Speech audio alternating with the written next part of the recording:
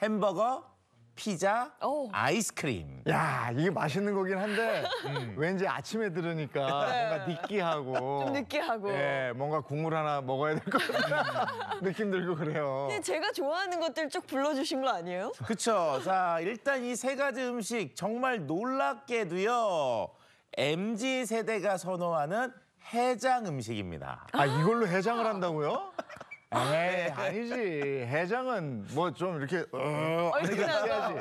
아 근데 제가 MZ 세대가 맞긴 맞나 봐요. 오. 저는 아이스크림으로 해장하는 거 좋아하거든요. 그래요? 그래서 꼭 이렇게 뭔가 음주하고 나면 아이스크림을 이렇게 찾아요. 아니죠. 이 아니에요? 해장국은 모름지기 이제 북어국이라든지 콩나물국이라든지 선지 해장국이라든지 이게 뜨끈하고 얼큰한 거 딱 들어가 줘야 이게 속이 쫙 풀리는 내려가고. 그렇죠, 그렇죠. 이게 왜 역시 저도 그냥 같은 세대인지 이게 50 넘은 분들 같은 경우는 일단 좀 뜨끈한 이런 해장국. 이름이 얼마나 좋으면 네. 해장국이겠어요. 이게 아무래도 원픽인데요. 하지만 한 리서치 회사 조사 결과 정말 재밌는 내용이 있었습니다. 이 세대 간에 따라서 문화 차이처럼 마치 해장 문화도 차이가 있는 것으로 나타났는데요. 앞에 언급했던 햄버거나 피자, 파스타 같은 기름진 음식이나 아이스크림 같은 것들이 연령이 낮을수록 선호하는 해장 음식으로 나타났고요. 연령이 높으면은 이런 것들은 먹지 않는 걸로 피하는 것으로 조사가 됐습니다.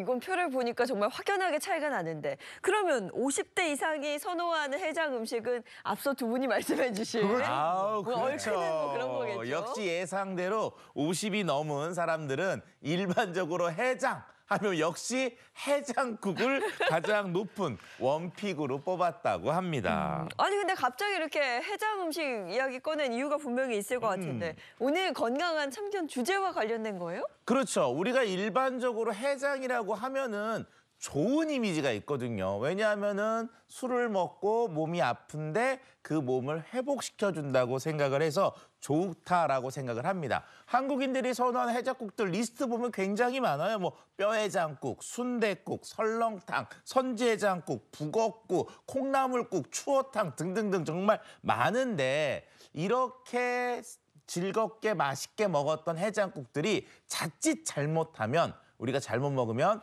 비타민 A 과잉증을 일으키는 원인이 되는 해장국이 될 수도 있습니다. 비타민 A 과잉이요? 과잉? 이게 적정량을 먹으면 좋겠지만 근데 따로 뭐 별도로 건강식을 섭취하는 것도 아니고 이거는 그냥 식품을 통해서 먹는 건데 그게 과잉이 될 수 있다고? 네, 충분히 가능성이 있습니다. 자, 일단 이 비타민 A에 대한 설명을 하면요. 비타민 A 그럼 옛날부터 뭐라고 하셨죠?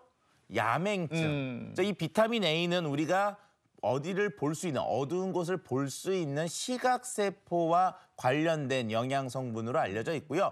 적정량을 못 먹고 부족하게 먹으면 어두운 곳에서 시각세포가 이렇게 적응하는 시간을 늘려주는 야맹증의 원인이 되는 비타민으로 알려지기도 했습니다. 자, 그런데 이게 너무 많이 먹고 또 비타민 A를 지속적으로 먹게 되면은 거기에서 과잉증이 생기게 되고요. 과잉이 된 비타민 A들은 주로 간이나 지방세포에 저장이 되는 그런 특성이 있습니다. 우리 몸에 필요한 양보다 한 2배 정도 많은 양의 비타민 A가 우리 몸속에 있게 되면은 그때부터 과잉증이 나타나게 되는데요. 단기적으로 나타나는 급성 독성 만성증 같은 경우에서는 오심이나 두통, 현기증 같은 것들이 발생이 되고요. 지속적으로 오래돼서 발생되는 만성 독성 같은 경우에는 두통이나 탈모증 그리고 골관절 통증 같은 다양한 증상들이 발생될 수도 있습니다.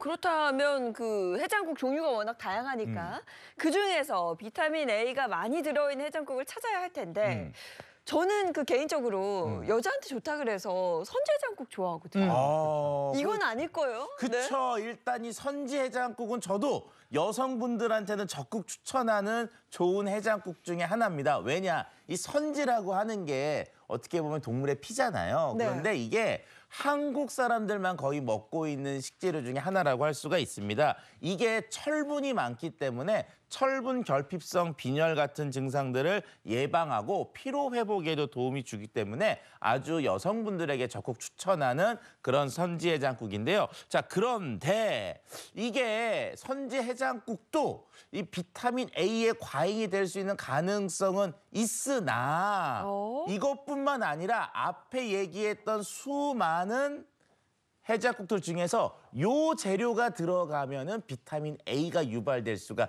있는데요. 그것의 정체는 바로 순대간입니다. 순대간?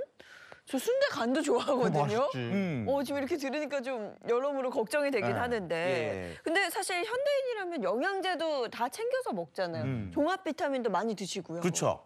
그러니까 우리가 이제 비타민제를 먹고 있는 상황에서 간이 피곤한 해장국 중에 순대간이 많이 들어있는 걸 먹게 되면 순대간 때문에 비타민 A 과잉이 될 수가 있는데요. 아까도 말씀드린 것처럼 비타민 A는 과잉이 되면은 동물들도 지방세포와 간에 축적이 되는데 동물의 간도 역시 비타민 A가 많이 들어있게 됩니다. 일반적으로 하루에 먹었을 때 3,000 마이크로그램 알리 정도를 먹게 되면은 과잉 증상이 나타나는데요. 요거를 돼지 생간으로 환산하면 딸랑 30g 정도밖에 되지 않거든요. 네. 그러니까 만약에 해장국 속에 이런 순대 간 같은 것들이 많이 들어가 있고 요것만 특히 챙겨 드시게 되면은 내가 먹는 비타민제에다가 이 순대 간 때문에 비타민 A 과잉증이 될 수가 있으니까 해장국을 드실 때 순대 간은 적당량 드시는 것을 추천드리고 싶습니다.